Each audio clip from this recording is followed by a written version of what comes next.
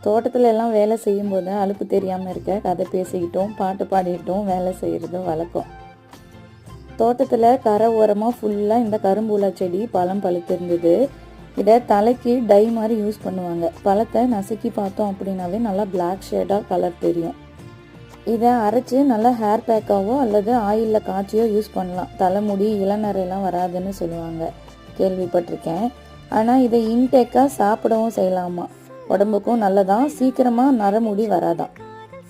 இதை சாப்பிட்டதுமே நாக்கு எல்லாம் ஒரு வைப்ரண்ட்டான ப்ளூ கலரில் மாறுது, லிப்ஸ்டிக் போட்ட மாதிரி. சாப்பிட்றதுக்கும் ஒரு துவர்ப்பு டேஸ்ட்டில் தான் இருக்குது.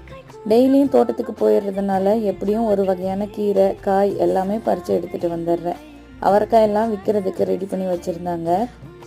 இங்கே இந்த கீரையை தொய்யல் கீரைன்னு சொல்லுவோம். இன்றைக்கி சமையலுக்கு கீரை, அவரைக்காய், தக்காளி, மாங்காய்னு எல்லாமே பறித்து எடுத்துகிட்டு வந்துட்டேன்.